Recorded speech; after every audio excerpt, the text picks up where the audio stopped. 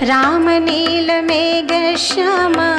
कोदण्डराम रघुकुलाब्धिसोम परन्धाम सार्वभौम नीलमेघश्याम रघुराम राम राम रघुराम जय राम राम राम जय राम। नरक निवारिणि जाह्नवी गंगे कलुष निवारिणि महिमोत्तुंगे पुनरसदंगे पुण्यतरंगे जय जय जाह्नवी करुणापांगे इंद्रमकुटमणिराजित चरणे सुखदे शुभदे भृत्य शरण्ये रोगं शोकं पापं तापं हर मे भगवति कमलकलापम् त्रिभुवनसारे वसुधाहारे त्वमसि गतिर्मम खलु संसारे अलकानंदे परमानंदे कुरु करुणामयि कातरवंदे तव तट निकटे यस्य निवासः खलु वैकुंठे तस्य निवासः वरमिह नीरे कमठो मीना किं वा तीरे सुदृढ़ः क्षीणः अथवा श्वपचो मलिनो दीनः तव नहि दूरे नृपति कुलीनः भो भुवनेश्वरि पुण्ये धन्ये देवी द्रवमयि मुनिवर कन्ये गंगास्तवमिमं अमलं नित्यं पठति नरो यः जयति स सत्यम्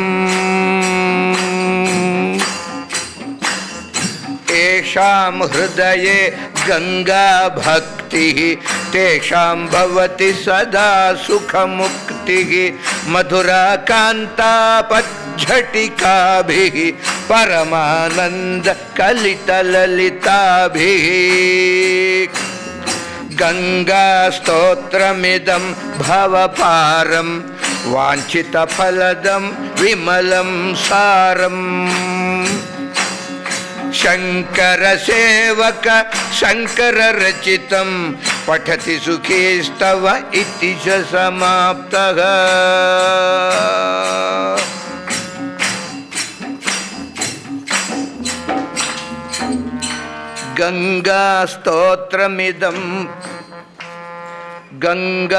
गंगास्तोत्रमिदं भवपारं वाञ्छितफलदं विमलं सारम् शंकर सेवक शंकर रचितं पठति सुखी तव च इति समाप्तः।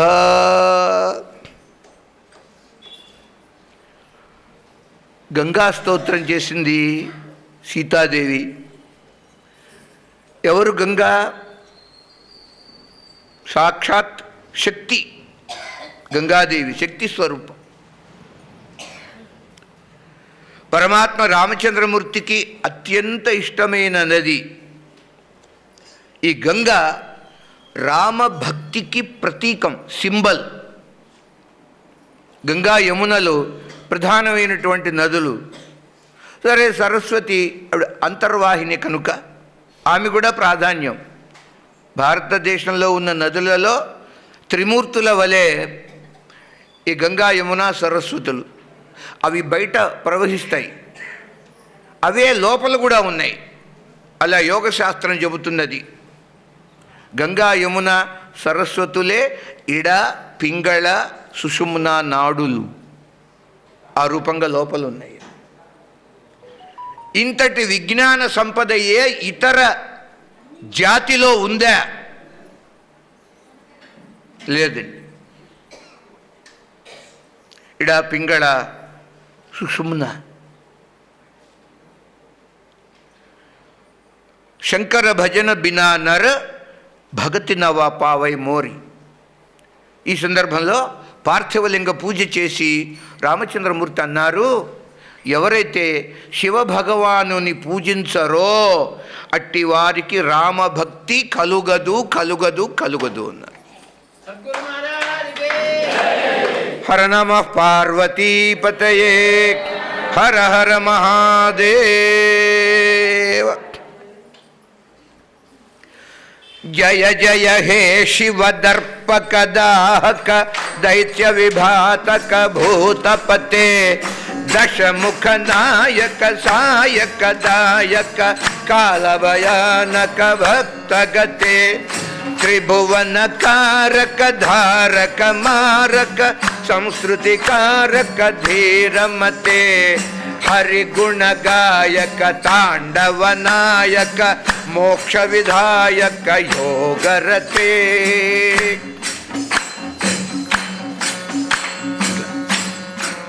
శివనామ సంకీర్తనం. శిశిర కిరణధారి శైలబాలా విహారీ భవజల నిధి తారీ యోగి హృత్ పద్మచారి శమనజ భయహారి ప్రేత భూమి ప్రచారి కలయతు కుశలం న కోపి సంహారకారి.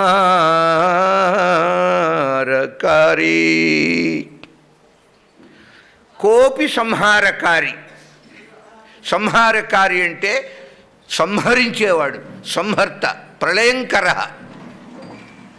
ఈ సృష్టినంతా తనలోకి ఇముడ్చుకునేటటువంటి రుద్రుడు శివభగవానుడు. చూడండి, శరీరం అన్న తర్వాత ఎన్నో కష్టాలు నష్టాలు. ఇందులో వచ్చి పడ్డాం. దీనివల్ల కష్టమైన సుఖమైన ఇందులో పడ్డవానికే. ఇక్కడ వీడి కష్టాలు సుఖాలు చస్తే ఇంకొకటికి పోవు. ఎవరి ఇరుముడి వాడు మోసుకుంటూ పోవాల్సిందే శబరిమలకి. కర్మఫలం. కనుక పరమాత్మ అంటారు, రామభగతి బిను సబ సుఖ కైసే. కోపి సంహారకారి. ఎవడో ఒక ప్రళయంకరుడు అనగా శివుడు. లవణ బినా బిను వ్యంజన జైసే. షడ్రుచులు ఉన్నాయి ఆహారంలో. 6 రుచులతో కూడిన ఆహారం సేవిస్తే ఆరోగ్యంగా ఉంటుంది శరీరం. ఏ ఒక్కటి లోపించిన డెఫిషియన్సీ అంటారు ఇంగ్లీష్లో. అది తగ్గిపోతే ఇతర వ్యాధులు వస్తుంటాయి. 6 రుచులు. తులసిదాస్ అంటారు, మిగతా 5 అనగా కారము, చేదు, ఒగరు, తీపి, పులుపు, ఇవి 5 ఉండి ఉప్పు లేకపోతే, ఉప్పు 6వది. ఈ 5 ఉన్నాయి. రుచి ఎక్కడి నుంచి వస్తుంది? చూడండి, లోకంలో లవణము, ఉప్పుకి ఒక గొప్ప పేరు పెట్టారు. రుచి అని దానికి పేరు. ఏమండి కాస్త రుచి అంటే ఉప్పు తెమ్మనర్థం. వాళ్ళకి తెలియకపోతే ఏవో చేసిన పదార్థాల్లో రుచి లేదేమో, పాపం ఆవిడ కష్టపడి వంట చేసి ఏమండి రుచి అంటే భయపడిపోతుంది. రుచి అనగా పదార్థానికి దేనివల్ల రుచి వస్తుందో టేస్ట్. ఉప్పు, దానికి రుచి అని పేరు. పరమాత్మ అంటున్నాడు, రాముడో 5 ఉండి ఈ ఉప్పు లేకపోతే ఎలా అయితే ఆ వ్యంజనము పదార్థం ఎట్లా రుచి ఉండదో, రామభక్తి లేని జీవితం అలాంటిది. ఉప్పు లేని పప్పు, రామభక్తి లేని బతుకు. చేత ఆ రామభక్తి అది కావాలంటే శంకర భక్తి ఉండాలి. శంకర స్వామి కల్పాంతక్రూరకేలి క్రతుకదనకర కుందకర్పూరకాంతి క్రీడన్ కైలాసకూటే కలితకుముదిని కాముక కాంతకాయ కంకాల క్రీడనోత్క కలిత కలకల కాలకాళీ కలత్ర కాలింది కాలకంఠ కలయతు కుశలం కోపి కాపాలిక కౌ. హర నమః పార్వతీపతయే హర హర మహాదేవ్. ఈ సందర్భంలోనే పార్థివ పూజ చేసిన తర్వాత రామచంద్రమూర్తి అన్నారు, మమ భక్త మద్భక్త శంకర ద్వేషి మద్వేష్ట శంకర ప్రియ. నా భక్తుడై ఉండి శంకరుణ్ణి ద్వేషించేవాణ్ణి నేను నా భక్తునిగా స్వీకరించను అంటున్నారు. మద్వేష్ట, నన్ను ద్వేషించేవాడు శంకరుడు తన భక్తునిగా వాణ్ణి స్వీకరించడు. అంటే రెంటికి చెడ్డ రేవణగా అయిపోతాడు ఆ వ్యక్తి. అటు రాముని చేత తిరస్కృతుడై శివుని చేత కూడా తిరస్కరింపబడి నిరాకరింపబడి ఎటు అక్కడ పోతాడు ఆ వ్యక్తి. తౌ నరౌ నరకం యాతౌ. ఈ ఇద్దరికీ నరక ప్రాప్తి, రామప్రాప్తి లేదు, శివప్రాప్తి లేదు, నరక ప్రాప్తి అన్నారు. ఎంతకాలం అని? యావత్ చంద్ర దివాకరవు. సూర్య భగవానులు చంద్రభగవానుడు సృష్టిలో ఎంతకాలం అయితే ఉంటారో అంతకాలము వీరు నరకంలో పడి ఉంటారు. అందువలన ఆ రోజు చూడండి, ఈ అరణ్యవాసంలో పగలంతా ముందుకి నడుస్తూ పోతారు. కాస్త సంధ్య చీకటి పడే సమయానికి ఎక్కడికి చేరితే ఆ రోజు అక్కడే మకాం. రాత్రి ప్రయాణం ఉండదు. మరుసటి రోజున మళ్ళీ బయలుదేరుతారు. ప్రాతకాలం సంధ్యా వందనాలు అనుష్ఠానాలు తీర్చుకొని సీతాలక్ష్మణ గుహునితో కలిసి రామచంద్రమూర్తి ప్రయాగ దగ్గరికి వచ్చారు. ఈ ప్రయాగ ఎటువంటిది? తీర్థములన్నిటికంటే రాజు లాంటిది. తీర్థరాజ్ ప్రయాగ అంటాడు తులసిదాసు. ఎందుకు ఇన్ని తీర్థములు ఉన్నాయి భూమి మీద? ఇదే ఎందుకు గొప్పది అంటే 3 నదుల యొక్క సంగమం ఇది.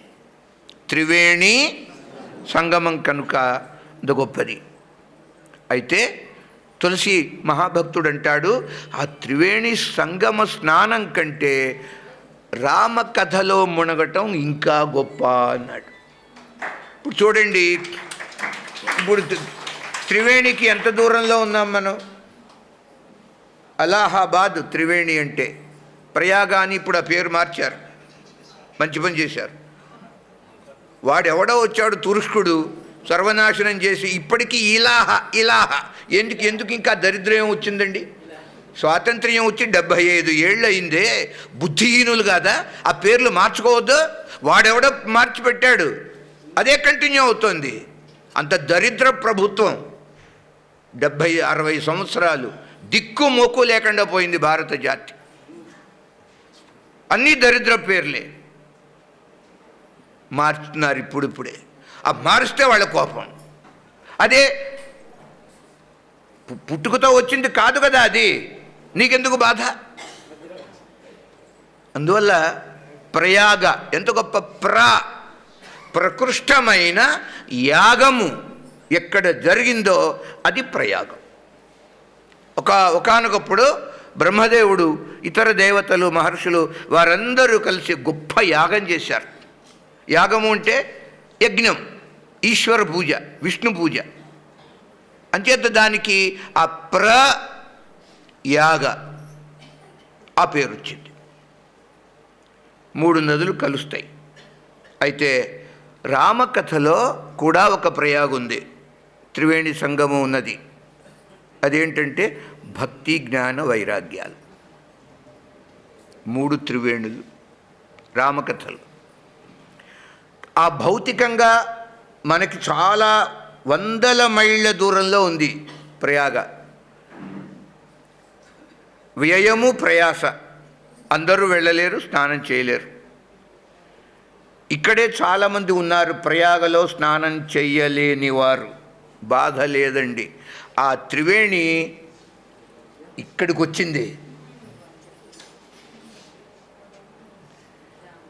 ఈ రామకథ అని త్రివేణిలో ఒకరోజు కాదు, రోజుకి 2 పూటలు మునుగుతున్నాం మనం.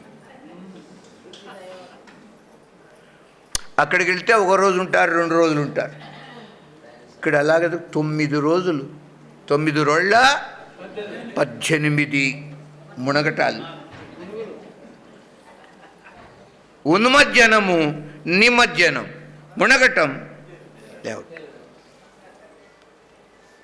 ఎంత అదృష్టం అండి మాకు చెప్పటం, మీరు శ్రవణం చేయటం. అందువలన భరద్వాజుడు శిష్యుడు, శ్రోత. ఈ కథ వింటున్నాడు భరద్వాజుడు, మీరు వింటున్నట్టు. చెప్పేది ఎవరు భరద్వాజునికి? యాజ్ఞవల్క్య మహర్షి. వారు వక్త, వీరు శ్రోత. ఎవరి భరద్వాజ ముని? బృహస్పతి యొక్క పుత్రుడు భరద్వాజ. ద్రోణాచార్యులకు తండ్రి, ద్రోణుని యొక్క తండ్రి భరద్వాజ. ద్రోణ కథ మనకు భారతంలో వస్తుంది. కౌరవులకి పాండవులకి ఆయన గురువుగా శిక్షణ ఇచ్చాడు, ధనుర్విద్య. అది పరిచయం, అంత మాత్రం పరిచయం చాలు. భరద్వాజ. ఈ భరద్వాజుడు వాల్మీకి మహర్షికి శిష్య. వాల్మీకి శిష్యుడుగా ఉంటూ గంగకి, ఈ త్రివేణికి ఉత్సవం వస్తుంది ప్రతి సంవత్సరం మాఘమాసంలో. ఏం ఉత్సవం? మాఘమాసంలో కుంభమేళా అంటారు. ఆ కుంభమేళాకి మహర్షులు వచ్చారు అనేక మంది. మామూలుగా అయితే కుంభ పర్వం ఉత్సవం అయిపోగానే త్రివేణి స్నానాలు చేసి ఎక్కడవాళ్ళు అక్కడ వెళ్ళిపోతారు. ఒక్క సంవత్సరము భరద్వాజ మహర్షి వారు అన్నారు, అయ్యా మీరందరూ ఈ సంవత్సరం వెంటనే మీ ఇళ్లకు వెళ్ళమాకండి, మా ఆశ్రమంలో ఉండండి, మా ఆతిథ్యాన్ని స్వీకరిస్తూ రామకథాశ్రవణం చెయ్యండి అన్నారు. మహర్షులందరూ ఆగిపోయి, రామకథ అంటే ఇంక ఎట్లా వెళతారండి ముందుకి? అంతమంది వందల వేల సంఖ్యలో మహర్షులు ప్రథమంగా అగ్రణీర్గ్రామణి శ్రీమాన్ న్యాయో నేతా సమీరణ అన్నట్లుగా ముందు కూర్చున్నాడు భరద్వాజ. ఈయన గారు ఉన్నతాసనం మీద యాజ్ఞవల్క్య మహర్షి వారు కథ చెబుతుంటే అంతమంది శ్రవణం చేస్తున్నారండి. అందువలన పార్థివలింగ పూజనం రామచంద్రమూర్తి. ఈ పార్థివ పూజ ఎంత గొప్పది అంటే ఏమీ ఇతరమైన సంభారాలతో నిమిత్తం లేదండి. ఎంత సులువుగా అయిపోతుందో, ఆర్భాటాలు అక్కల. ఆ మట్టి తీసుకురావటం, పుట్ట దగ్గరికి వెళ్ళి పుట్టమట్టి తెచ్చేటప్పుడు ఎలాగా? హరాయ నమః ఒక్క మంత్రం. హర అంటే హరుడు, శివుడు. హరాయ నమః మట్టి తీసుకో. ఇంటికి వచ్చిన తర్వాత నలపాలి, ఆ మట్టిని మెత్తగా చేయాలి. ఆ నలిపేటప్పుడు మహేశ్వరాయ నమః సంఘట్టనం అంటారు సంస్కృతంలో. నీళ్లు పోసి శివలింగాకారం చేసిన తర్వాత దానిని ఒకచోట పెట్టడం, ప్రతిష్ఠ అంటారే అది. శూలపాణయే నమః స్థాపనం, అలా పెట్టడం. పినాకపాణయే నమః, ఎవని చేతిలో ఎవని పాణి అంటే చెయ్యి, పినాకము అనే ధనుస్సు ఉంటుందో అట్టివాడు పినాకపాణి అనగా శివధనుస్సు. పినాకపాణయే నమః ఆవాహనం, ఆ శివలింగంలో వచ్చి కూర్చుంటాడు పరమాత్మ. శివాయ నమః స్నానం, అభిషేకం. ఇక పూజ పశుపతయే నమః, ఏకబిల్వం శివార్చనం, ఒక బిల్వం పెట్టడం. మహాదేవాయ నమః విసర్జనం. అయిపోయింది పూజ. ఎన్ని నిమిషాలు పడుతుందండి? మహత్తరమైన పుణ్యం అండి. మృల్లింగం, పార్థివం అంత సులభం. 10 నిమిషాలు అయిపోతుంది అర్చన. కనుక రామచంద్రమూర్తి నిత్యకర్మ ఇలా చేసేవారు ప్రతిరోజు. అద్యాహం తపసః పారం గతోస్మి తవ సంగమాత్. సకల సన్మంగళములు మాకు ప్రసాదించు తల్లి అని త్రివేణి ఆ అమ్మవారికి నమస్కారం చేశారు. త్రివేణి దర్శనం చేశారు. ప్రయాగం మాధవం సోమం భరద్వాజంచ వాసుకీం వందే అక్షయవటం శేషం ప్రయాగం తీర్థనాయకం. అది ప్రయాగ అక్షయవటం దగ్గర చెప్పుకోవాల్సినటువంటి ఇది ఒక మంత్రం లాంటి శ్లోకం. అది ఉచ్చరించారు. మనందరికీ ఇట్లా ఆదర్శం. మీరు కూడా అలా చేయండి. ప్రయాగ వెళ్ళినట్లయితే అప్పుడు భరద్వాజ మహర్షి రామచంద్రమూర్తి భరద్వాజ ఆశ్రమానికి వచ్చారండి. ప్రయాగ దగ్గరే వారి ఆశ్రమం. ఇప్పటికి కూడా భరద్వాజ ఆశ్రమం. ప్రభుదత్తజీ బ్రహ్మచారి అని ఒక మహానుభావుడు, వారు అక్కడే ఉండేవాళ్ళు. జూసి అని ఆ ఏరియా, ఆ పేరు.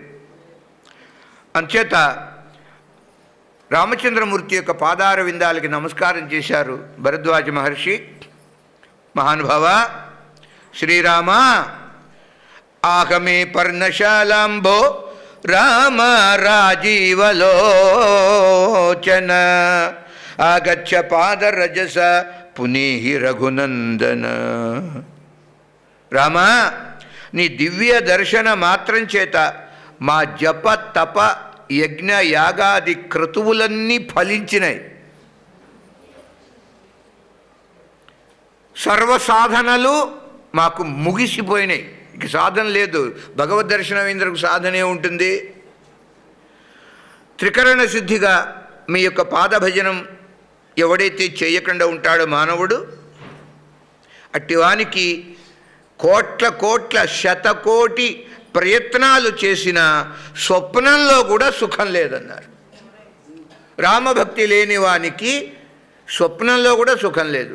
ఒకప్పుడు చూడండి, నిజ జీవితంలో జాగ్రత్త అవస్థలో మహాగర్భదరిద్రుడు, కుంపాగోడు లేదు, పిండాకు తింటానికి ఒంటి మీద వస్త్రం బట్టలేదు, అంత దరిద్రం. ఆ దరిద్రునికి కూడా ఒక గొప్ప సంపన్నుని వలె, ధనికుని వలె కలొస్తుంది. ఇక్కడ జాగ్రత్తలో పొందలేని సుఖాన్ని కలలో పొందుతాడు. ఇందాక చెప్పుకున్నామే, ఆయన గారు సుఖంగా ఉండి అక్కడ దుఃఖం చూశాడు జనకుడు. వీడు ఇక్కడ దుఃఖంగా ఉండి కలలో సుఖం చూశాడు. అందుకే అంటారు, జాగ్రత్తలో కనీసం లేకపోయినా కలలో ఉన్న దర్శనం చేద్దామంటే అది కూడా సుఖం సాధ్యం కాదన్నారు. కలలో సుఖం కూడా దొరకదన్నారు రామభక్తి లేకపోతే. అందువలన రామ నాథ, మీ యొక్క చరణకమలాలు నిత్యము సహజంగా మా మనసులో స్థిరంగా ఉండేటట్టుగా మీరు మమ్మల్ని అనుగ్రహించండి. లకోర సఫల సకల శుభ సాధన సాజు రామ తుమ్హి అవలోకతాజు. అవలోకనం అంటే చూపు. మిమ్మల్ని దర్శించటం వల్ల మా కోరికలన్నీ నెరవేరినాయి అన్నారు. అబ కరి కృపా దేహు బరయేహు నిజ పద సరసిజ సహజ సనేహు. మేము కోరే వరాలు ఏమీ లేవు. ఇంకా ఏకైక వరం నీ పాదభక్తి. అంబుజోదర దివ్య పాదార వింద చింతన అమృత పాన విశేష మత్త చిత్తము ఏ రీతి ఇతరంబు చేరనేర్చు. ఆ వరం మాకి. ఇంకేం ఘోరం మేము. భావభగతి ఆనంద అఘానే. చూడండి, పరమాత్మ దేవుడికి కూడా ఆకలి దప్పులు ఉంటాయట మనలాగా. న్యాయంగా అయితే అది శాస్త్ర విరుద్ధం. భగవంతునికి ఆకలి దప్పులు ఉండవు. ఎందుకు ఉండవు? ఇప్పుడు మేమేదో చెప్పామని శాస్త్రి గారు చెప్పారు ఉండవట, అలా నమ్మక్కల్లా. శాస్త్రీయంగా తెలుసుకోవాలి ఎందుకు దేవుడికి ఆకలి దప్పులు ఉండవు. ఎవరిని అడిగితే అన్నా చెప్పాలి కదా. వారం రోజులు సత్సంగం చేశారు, ఏం తెలిసింది మీకు అడుగుతారుగా, అప్పుడైనా చెప్పగలగాలిగా. ఎందుకంటే చూడండి, ఆకలి దప్పిక, క్షుత్తు పిపాస, ఈ రెండు ఎక్కడ ప్రాణం ఉంటుందో అక్కడే ఉంటాయి. ఈ రెండు ప్రాణం ఉన్న చోటే ఆకలి, ప్రాణం ఉంటేనే దప్పిక. మనందరికీ ప్రాణాలు ఉన్నాయి కనుక ఆకలి దప్పికలు ఉంటాయి. ప్రతి జీవికి ప్రతి ప్రాణికి ఆకలి దప్పిక, కనుక అన్నిటికీ ప్రాణం ఉందిగా. ప్రాణం ఉంటే ఆహారం కావాలి, ఆహారం అరగాలి అంటే పానీయం కావాలి, రెండు ఉండాలి. కానీ పరమాత్మకి ప్రాణం లేదు. శాస్త్రం చెబుతున్నది అప్రాణ అని శాస్త్రం అంటారు. అప్రాణ అంటే ప్రాణం లేదు కదా పరమాత్మకి, అప్రాణ అని చేత ఆకలి దప్పులు. కానీ ఇక్కడ చూడండి, అట్టి భగవంతునికే అప్పుడప్పుడు ఎవరి వల్ల కలుగుతాయి అంటే మన వంటి భక్తుల వలన పరమాత్మకి ఆకలి దప్పులు కలుగుతాయి. ఏమంటే నేను నైవేద్యం సమర్పయామి, వీడు నైవేద్యం పెడుతున్నాడు, నేను తినకపోతే ఎట్ట బాధపడతాడుగా వాడు. నివేదన, అప్పుడు ఆయనకి ఆకలిస్తుంది. కృష్ణావతారంలో చూడండి, తల్లి వెంటబడేవాడు, అమ్మా ఆకలే పాలివ్వవే, ఆయనకి ఏమిటండి పాలు. ఎప్పుడైతే భక్తుని మనసులో ఇలాంటి నైవేద్యాలు సమర్పణలు ఇవి కలుగుతాయో అప్పుడు భగవంతునికి క్షుత్తు పిపాస కలుగుతుంది. అందువల్ల పరమాత్మ ఈ ఘనమైన పదార్థం కోరడు. ఘన పదార్థం ఆయన కోరేది ఏంటంటే భావం, మన భావం కోరతాడు. భావము ఆయనకు ఆకలి ఎక్కువ, భావం మీద ఆకలి అంటే భక్తి. ఈ విధంగా లాభ అవధి సుఖ అవధి న దూజి తుమ్హరే దరసస్ సబు పూజి. ఇలాగా ఉవాచ నరశార్దూల మునిం జ్వలిత తేజసం. పరమాత్మ అన్నారు, భరద్వాజ మహర్షి యొక్క పూజలు అవన్నీ అయిన తర్వాత వారు అడుగుతున్నారండి, ఏమని? మహర్షి రామచంద్రుడు, మేము ఇంకా ముందుకు పోవాలే, కాస్త మాకు మార్గం చూపించండి అన్నారండి. లొకేషన్ పెట్టండి మొబైల్లో అన్నాడు. అట్లా త్రోవ కదా, తెలియని చోటు మేము ఎటేటోటో పోతుంటాం కదా, ఈ ప్రాంతం అంతా మీకు కొట్టిన పిండిగా ఉంటుంది కనుక మహర్షి చెప్పండి, మాకు ఉండటానికి మంచి జాగా ప్రదేశం చెప్తే మేము అక్కడికి వెళ్తాం అన్నాడు. అచ్చోటి ప్రశ్న ఎలా ఉందో. మార్గ ప్రదర్శనార్థాయ శిష్యానాజ్ఞప్తుమర్హసి. మీరు మాతో రావక్కర్లేదు, మీకు శిష్యులు ఉంటారు కదా, ఇద్దరినో ముగ్గురునో మాతో పంపిస్తే వాళ్ళు మాకు మార్గం చూపిస్తారు. అక్కడ తర్వాత మళ్ళీ వాళ్ళు వెనక్కి వచ్చేస్తారు. అలా అడుగుతున్నాడండి పరమాత్మ. సర్వజ్ఞుడు, సర్వవ్యాపకుడు, అన్నీ తెలిసినవాడు, అంతటా ఉన్నవాడు ఇప్పుడు ఆ మార్గం చూపించమని అడుగుతున్నాడు. అది రామావతార్. తన యొక్క పరబ్రహ్మత్వాన్ని అలా చాటుగా మాటుగా చేసుకుంటాడు పరమాత్మ. పరోక్షం చేసేసుకుంటాడు, ఏమో తనకేమీ తెలియనట్టుగా. అలా అడిగాడు. ముగ్గురు మహర్షులని అలా అడుగుతాడండి అరణ్యవాసంలో. అందులో ఈయనగారు ఒకరు. వారన్నారు, ఏమిటి స్వామి మీ మాయ, మా ఎంత మోహము, ముని మన మోదన కచ్చుకయ్యాయి బ్రహ్మానంద రాశి జనుపాయి. మేము చెప్పాలా మీకు మార్గం? ప్రాహతత్ర రఘుశ్రేష్టం. సరే అడుగుతున్నారు కదా, ఫలానా చోటుకి వెళ్ళండి మీరు, అక్కడ ప్రశాంతంగా వాతావరణం బాగా ఉంటుంది. ఆ విధంగా చెప్పారండి. దారి చూపించడానికి నలుగురు శిష్యుల్ని పంపించాడు భరద్వాజుడు. శిష్యులు నలుగురు. ముఖ్యంగా